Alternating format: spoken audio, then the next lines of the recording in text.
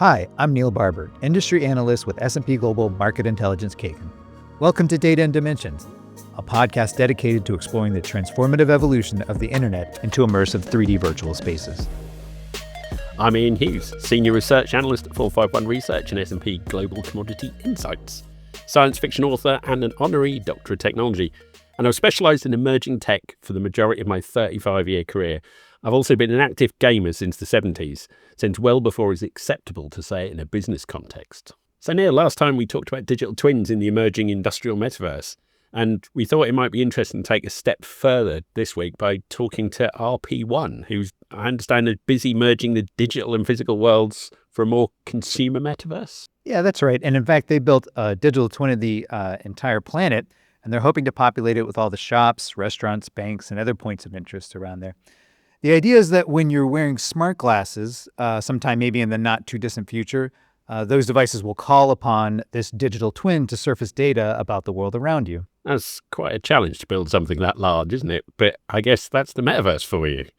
And with that, let's turn it over to me and Sean Mann from RP1. Okay, today we have Sean Mann, CEO and co-founder of RP1, which is building an infrastructure solution to connect the world's population in a single persistent XR ecosystem, providing on-demand access to self-hosted 3D content and services. Sean, welcome to the show. Hey, Neil, how's it going? Yeah, super good. So Sean, I've been following the RP1 story for a few years. I'm always impressed with how forward-thinking the team is.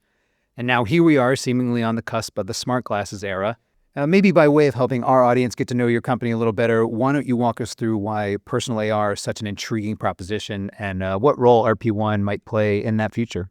I mean, AR is going to be huge. I think AR is going to eventually replace mobile devices. And you've seen, the heads of some of the top tech companies that have their own phones say that their mobile devices will be obsolete potentially in the next 10 years. And so the question is, why are they making those statements? And, why hasn't been adopted or happened thus far? And I think if you take away the technology and the fancy terms, I think the idea of AR is that someone can join you as close to as reality as possible. Meaning that if I'm sitting in a meeting space, someone literally can show up right in front of me and I can literally be able to interact with them and it's as close to as if they're actually really there. And I think that's very, very powerful. I think the early internet was to really connect the world's population, but with web pages.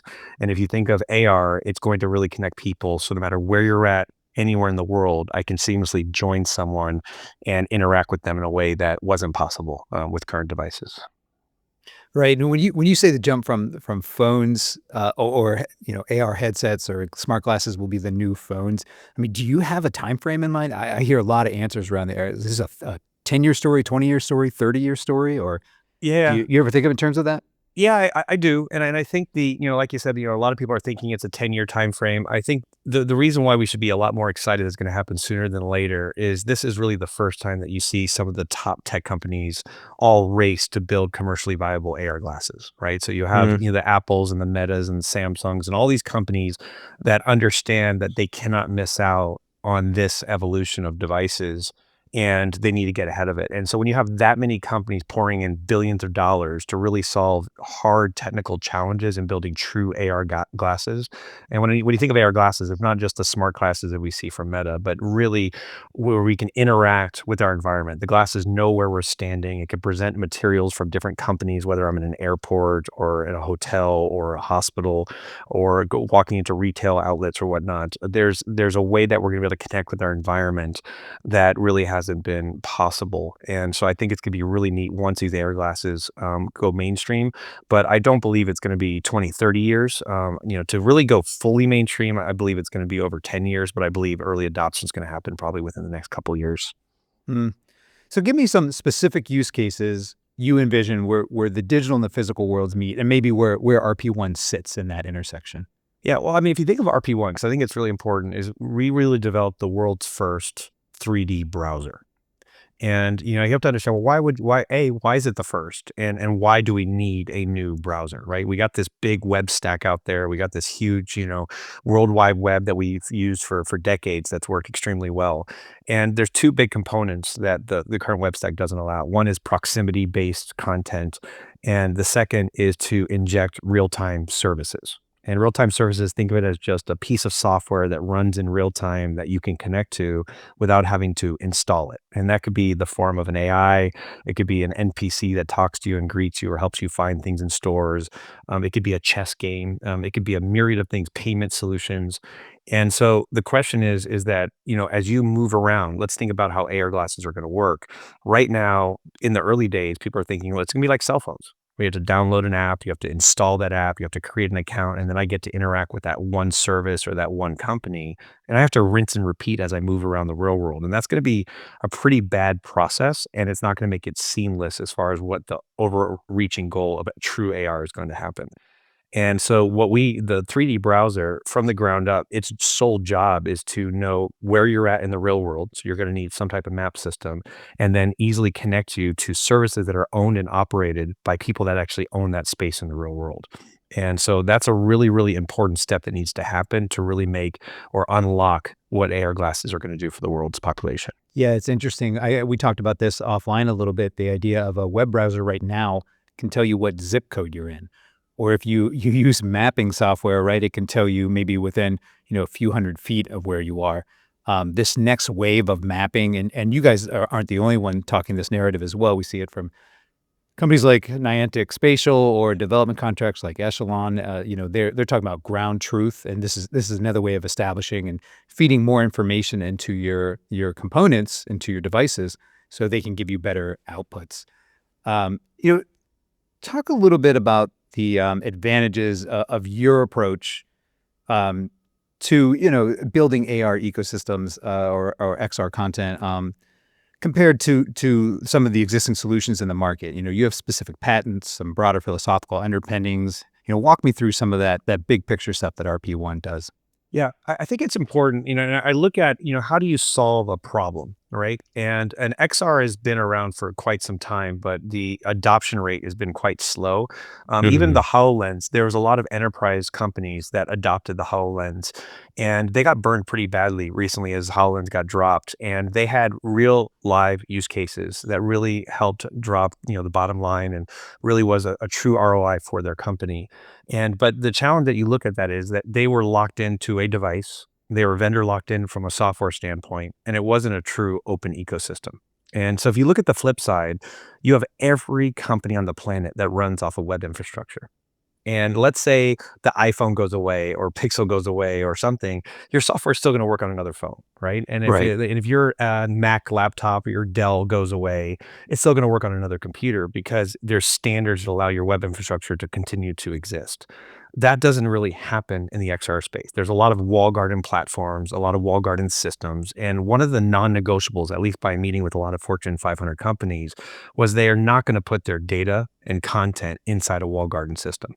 Mm. It's a non-negotiable. Their security department, their CTOs are going to say that's not happening. We can't take all of our IP, all of how we run our processes, and put it in a wall garden system that controls all that stuff. So they need the ability to run it on their own servers. And so the importance of the 3D browser that we're bringing to market, or really trying to create an open standard around a true 3D browser, is that it enables all these companies to run all of their infrastructure, all their XR content, all the assets and real-time services on their own servers and have it easily connect to consumers and or employees through an open standard that mirrors kind of how the World Wide Web works today. And that's really the importance. Now, as far as our patents, yes, we've seen this direction and we've created a couple of things that are really important in this overreaching kind of goals. And so the first thing is first you need to connect the world's population seamlessly so that if customers want to connect to a certain location, you can't worry about what instance or what shard they're on. You have to be seamless. No different than when I go to a website, I don't have to worry about if you and I are going to be in a chat room that we're on two different systems and we can't chat on a certain website. And so that's not a problem in the World Wide Web, but it's definitely a major technical challenge when you talk about 3D real-time content and services that you need to connect to. And Yeah, so talking about we've rooms of 16 or 32 in many cases. Exactly, and a lot of people, they think of it the wrong way. They're thinking, "Well, why would I wanna slam 100,000 people?" And it's not about having 100,000 people in the scene, it's about, I wanna pick and choose the people I wanna connect to in real time and not worry about what instance Hmm. they're on and if I can or cannot connect with them. And so you need to be able to seamlessly connect with the world no matter where you go, in the 3D browser.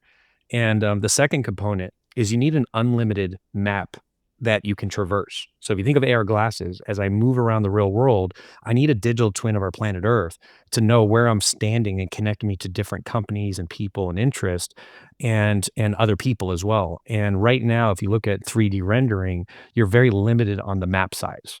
And we actually have solved that problem and got a patent on the ability to have a map that is completely endless. And so we actually have a digital twin of our entire universe, including our solar system, one-to-one scale.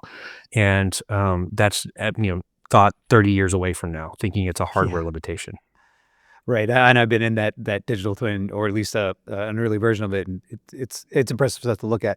It's interesting you talk about HoloLens.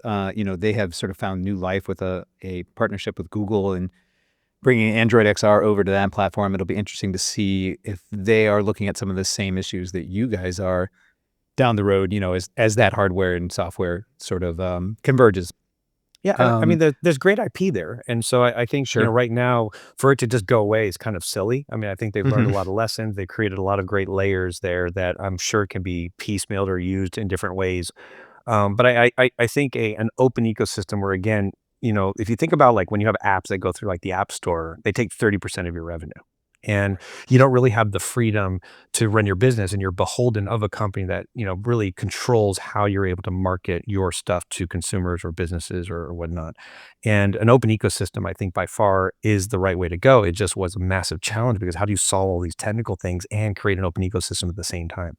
And so that's where we're excited that we're not just thinking about how we could be the most profitable company, but we're actually trying to create open standards. And those open standards are, I think, the biggest steps needed for the entire XR industry to come together.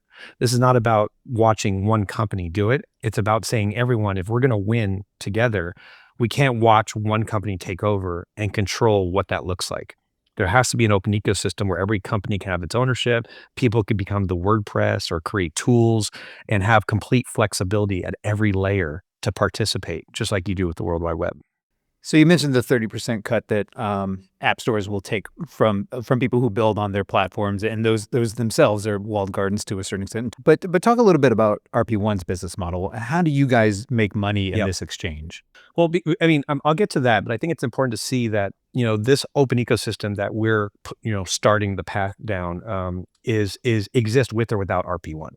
So you first need a browser, and think of a browser's job is to render content, connect to what is called a spatial fabric, which is a map system, some type of map, an XYZ coordinate map system and display that content, and then some type of VPS system that allows me to know where I'm standing while within that map. And so, and connect to unlimited amount of services. So services will be anchored based on a certain position, right? So the sole job of the browser, again, is to connect to one or many spatial fabrics. RP1 becomes a universal map system or a universal spatial fabric that has a handful of services that people may or may not want, and I'm hopeful they do want that we're able to scale on 1,000 times less computers, that scale that we were talking about earlier, and we're able to do it at such low cost that it enables us to really at a very small cost get the services needed to manage all of the people that need to connect to your and traverse your content.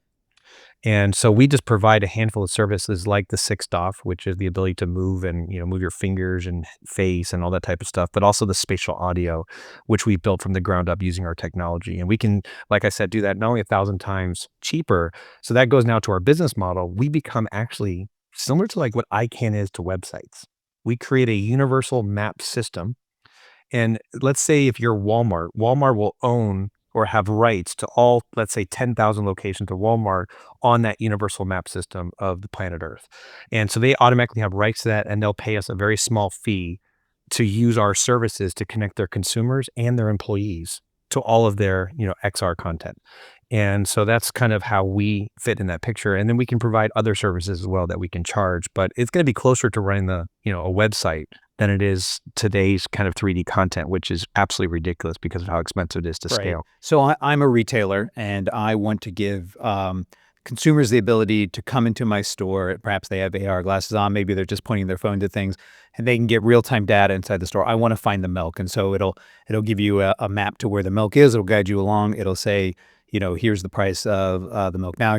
Here's how much is stock. Maybe that's of limited use. Maybe now we're getting into the enterprise side of it, where people stocking the store or doing the picking for the online orders. So they all have this visual information tied to a larger database inside of Walmart, feeding data down and up the stack. And so you guys are in the middle and adding middleware functionality to make all of that connect in a seamless way. Is that kind of what you're saying?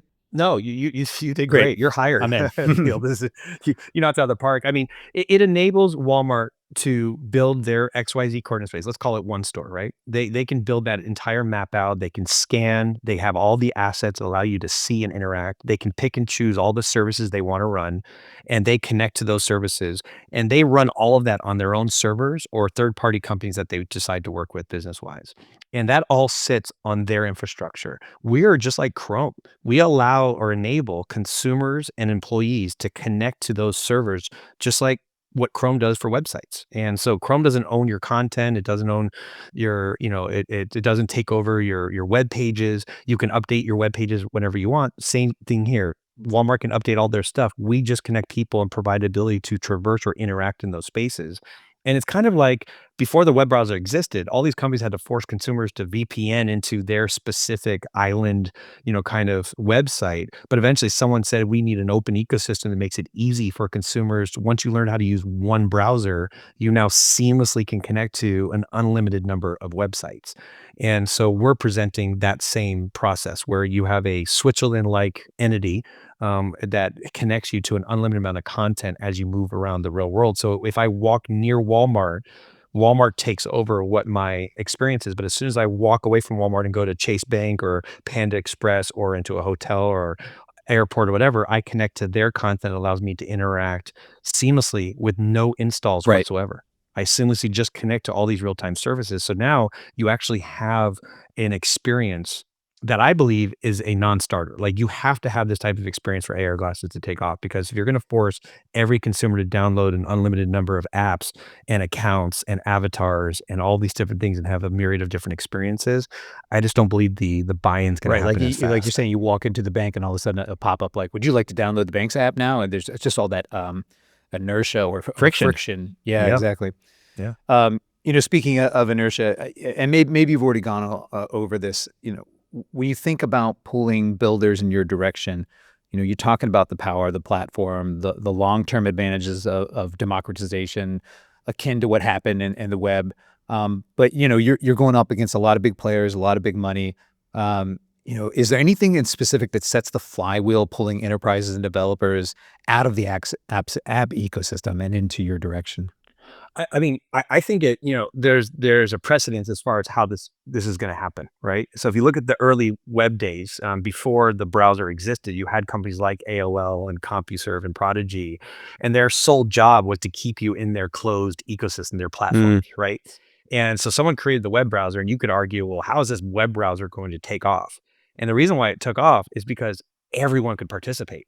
If you wanted to become or build a tool or be the WordPress of the open World Wide Web, you had the ability to do so. Every individual and company had the ability to compete and build tools and pieces of this open ecosystem. Whereas if it was inside of AOL, you would have to wait on AOL to provide whatever you didn't have.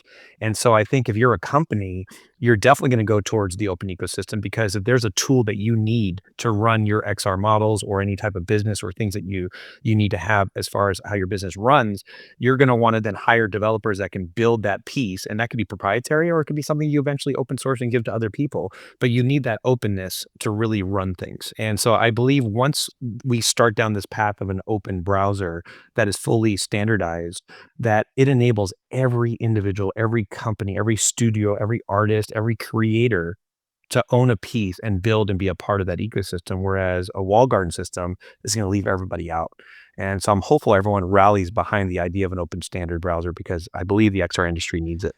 Interesting. So we talked to sort of about the emerging ground truth, better maps, better location data. So, I've seen demos recently of pulling in satellite data, weather views, the kind of like full digital twin experience. Is RP1 ready to incorporate that kind of data? Talk to me a little bit about the true digital twin experience. The digital twin is extremely important. And I think there's two forms of digital twins. There's digital twins that are truly a digital twin of where you're standing. So like, go back to that Walmart example. Walmart exists on a certain street, right? And it has a certain XYZ coordinate space in the real world. And for someone to join that space remotely, you need to be able to create a digital twin. So if I want to join with VR headsets or my desktop or mobile device, I need to be able to see it because I'm not actually there. And so Walmart is going to scan that entire environment to create a digital twin that you can interact with. And they're going to own all of those assets, which I think is an extremely important process. And there's lots of great companies that help you do this that also already have scanned assets, and they will still be able to operate with an open ecosystem. They'll be able to provide their content to the specific people that need to scan their area. But you now have the ability to have a standardized access to all that content. And so digital twins are extremely important because it enables someone to be able to join people in the real world when they're sitting at the comforts of their desk or their house or wherever they're at remotely.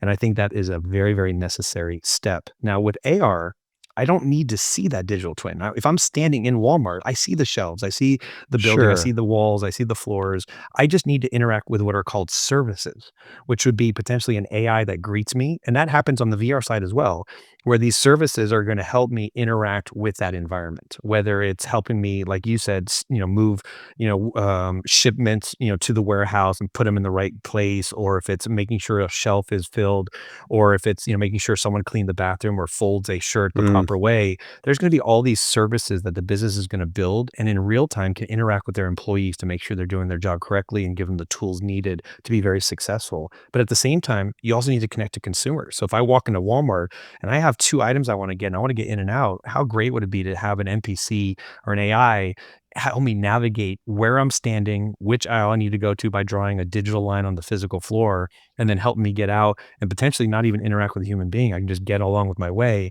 and get the items that I need, and it's a great experience, right? So, yeah, nothing worse than when you go into a retailer, right, and they move the shelves around a little bit and you have to do a full lap or Oh, is it I mean, the last thing you want is, and I think here's a big challenge. So retailers are like, well, why do people not want to come into my stores? And if I could get in and out really quickly, I think they can still exist and do really well.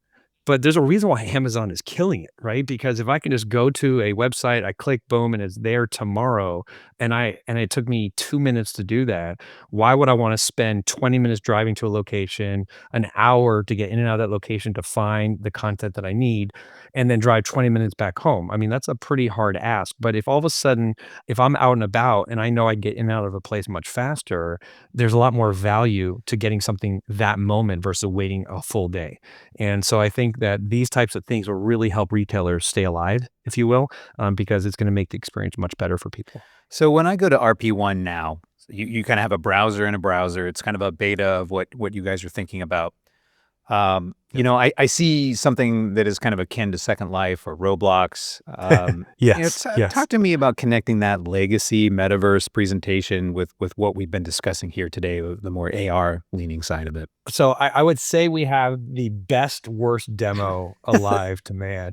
And I'll tell you why, because we're showcasing underlying technologies and we have a very restrictive couple of things. Number one is WebXR is very limited on graphic fidelity. And so if you were to have me take you on a personal tour and you were to understand the underlying technology, I think people look at it and say, okay, here's a virtual world. I've seen this before. Thank you so much. But if you actually stay for a little while and understand how things work, then it's going to blow your mind away because what we're presenting a couple of things. One is we're showcasing the technologies that eventually will be used in a universal map system along with a true native spatial browser. And so right now we're using, like you said, WebXR. We're a browser in a browser, which is a little bit confusing, but we're showcasing the ability to scale, which a lot of people think is impossible. They think the ability to move to 100,000, a million, 100 million, or eventually a billion concurrent users in a single uncharted architecture is a hardware limitation and not possible today. And so we're showing that we can handle upwards of 100,000 concurrent users where you can handshake, literally talk and interact with 100,000 concurrent users in the system all at once. And that is an important step to know that we have the technology to do that. The second is we're showcasing an unlimited map. So when you go into RP1, you go to rp1.com, you click enter, and you're actually standing in a space. You literally can walk around the entire planet Earth. You can fly straight up to space, go to the The best moon. part is flying into space. Yeah, that's Oh yeah, that's the but way where that's it showing works for you. you. No, I totally agree, and but that's showing you that you can actually have one massive continuous map, which is needed for AR. So it's really just the map system. We don't want to build the content. We have, quick content that we put there. We've actually partnered with a couple of companies that recognize the importance of the technology they have built using RP1, but we're showcasing those pieces of technology, and the most important one is you connect to real-time services. We have samples of that you just by going into RP1, you've installed nothing. You instantly can talk to anyone anywhere in the world with full 6DoF and spatial audio, and you can connect to third-party services running off of a different server without installing anything. And so all of a sudden, we're showcasing the most important pieces of technology for the next, browser that is needed for the world. Hmm. Now, if you can get by the graphics, now that we're going to now move and split those two things from a browser, we need to actually start constructing a true native browser that you install from the ground up. And that's something we're going to be doing with open standards. And we have a lot of huge partners that we're eventually going to announce to really bring that to market. And that browser can connect to RP1 Spatial Fabric, which is that unlimited map system and scale and audio services to take their business and enable the rest of the world to connect to it. And so that's going to be a service that we provide. But the standards itself are literally the most important piece. Interesting. And there's also room in RP1 for traditional virtual spaces as well, right? Like you talked before about hosting an MMORPG, or you've even said something like Roblox could bring their entire platform into Yes. RP1.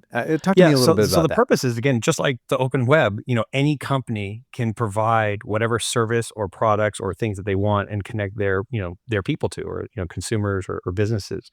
And so the purpose of RP1 is a couple things. One is we have a digital twin of planet Earth, and that is not Sure. a game. That is purely to help run the future of AR and for businesses to run their operations. And so if you own your land, meaning if you own your own house, Neil, you automatically have rights Right. to that same XYZ coordinate space on planet Earth. Same thing with Walmart, same thing with the hotels and the airports and all these things.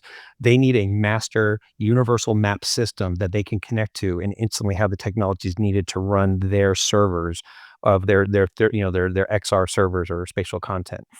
And if you want to build something that has nothing to do with the real world, or a digital twin that doesn't have anything to do with actually running an operation in the real world, outside of our solar system, there is endless space to build whatever you want. So in theory, Roblox could take their own planet, have their own servers, their own services, and I Hmm. should be able to travel or instantly go to Roblox that planet and be able to start building my own, spaces that I interact with kids and have games and fun things. But Roblox really has nothing to do with me running my conference room at Microsoft or having a meeting or going to Stanford University and taking a class. And so the purpose of the 3D browser is to bring not Right. only gaming, but also real world experiences that allow us to connect with each other in ways that the entire World Wide Web has done for decades. And so it's, a lot of people have digital twins of planet Earth. They say that they have this thing, but it's people, anyone could buy land. There's this whole land thing and this. We don't sell land. Nothing is built inside of RP1. We are just literally a map system that connects people's servers with their own XYZ coordinate spaces together to make it seamless for AR glasses or virtual devices to connect to those What will you spaces. do when the ever expanding solar system eats into the other MMO someone's built outside of the solar system? That is a great, you know what? Well, you would have to argue with NASA. So that's outside of my purview. So I think the goal is we want to work with NASA and other, Okay. major bodies around the world that really, manage space, right? And so they can come in and manage what that looks like. And I believe that we can push out the boundaries much further to make sure that never happens. Because I'll tell you, there's a lot of space out there. No joke. I mean, there's millions upon millions, if not billions of miles of space. And so That's I'm great. not too worried that if someone wants to come in and build a large MMO game or something, there's an unlimited map system, build whatever they want that people want to connect to and interact right away. But I do know if you make a seamless, open ecosystem, people will come. Imagine that everyone, because think of just the browser itself today. I can go to any website, anywhere, and interact with it. Now imagine I can create a avatar and not worrying about, because think about the opposite of it if it weren't true. Let's say the browser did not exist. Let's, if I said, hey, Neil, I got this really cool place in Roblox I want you to check out. And you're like, okay, what do you have to do? You have to now go download Roblox, install it, create an account, create an avatar, learn the user interface, and then figure out how to find my one space just to interact with me. And Roblox is arguably one of the easier ones to get inside of. So yeah, I mean, point taken. Exactly. So now imagine thousands of platforms that you had to do that for. It would be it would be what I call, and I wrote a white paper, not a white paper, but a paper around it, was the 1,000 internet problem.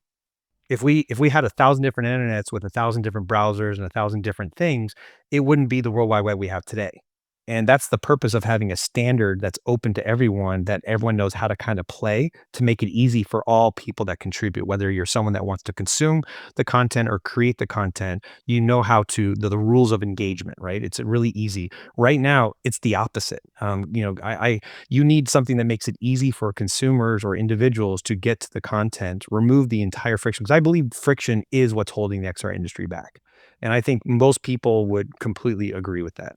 Because right now, businesses, if I have to get my employees or customers or consumers to download and learn each of these individual pieces of content that are radically different, it's great for really early adopters, but for the masses, it's just not going to happen. And an open 3D browser makes it super easy to get into this content where you don't have to think about it. So let's talk a little bit about money and timelines. Are you comfortable discussing what kind of funding you're looking for, what that builds and when? Yeah. Yeah, no, we're an open book. I mean, you have to be, because we're not trying to be the next Meta. We're there's a balancing act where we are literally creating an open source browser, a native browser from the ground up, and that's not going to be within RP1's corporate environment. It's going to be an open standard that we create with other open standard bodies to bring to market. And so that would need its support from the community by large. So every company, every individual that wants an open ecosystem so they can start running their XR initiatives, I believe would want to support the creation of a 3D browser. And I'm hopeful they will raise their hand and join us in creating that it will be completely open to the entire world, not controlled by any one company. And I think that is an extremely important step. RP1, the company that provides services for that open ecosystem, we are a bootstrap company. We've been around for about 5 years. We're a 10-person company. And, we kind of stayed bootstrapped for a number of reasons. One is we didn't want to be controlled by any entity at this point. We wanted to have the creative control to really understand. And it took us a while to really get to where we're at today, as you know. Sure. We've been following us for a long time. And we started off with solving the big scale problem, which people are like, we don't believe you. And so that's why we created demos. But those demos actually help point us in the direction that we're actually creating the first layers of a browser, a 3D browser. And that's what helped us really create this vision. And so it gives us a leg up having this vision, because we know all the pieces that are needed to make it possible. And we want to share that with the world. We don't want to keep it a secret. It's not about RP1 hoarding this and creating a conglomerate. It's more about creating standards that we can all use. And RP1 will just provide services that we can make some money off of. Do you think we'll see seed funding within the next year or two? It's a good question. The goal would be is to a couple of things. One is, a lot of our programmers and architects would actually go to help build the open standard. So I'm hopeful that when the companies come together to build it, they'll help us really support some of our staff. I do believe once people truly understand what we're working on and the importance of our technologies, we'll have great partners that will benefit from understanding these technologies, but also helping us make sure that we grow, because it's going to help their initiatives as well. So it's like if you were the WordPress of the World Wide Web and you want to figure out how you're going to build for the next 3D open ecosystem, it'd behoove you to kind of work with us in tandem to know what you're building towards. And so I'm hopeful eventually a lot of companies will help make sure that we succeed and can grow at the rate that we need to. And so, yes, the goal is to answer your question, is we would love to raise some capital so we can have more people to push these ideas much faster. Because I don't want to see this 50 years from now, right? And only our grandkids get to enjoy the idea of the metaverse or an open metaverse. I think it's something that we need to come together and build it, versus waiting for one company to do all the work. Because if one company does all the work, we're just going to be stuck within their ecosystem. And I'm not sure that's what everyone wants. Great. Well, we put in a good half hour here. I guess we'll leave it at that. Sean, thanks so much for your time. Neil, thank you. Thank you for having me on. So there you have it, an entire solar system worth of metaverse. This is Data and Dimensions, insight across every reality. See you next time.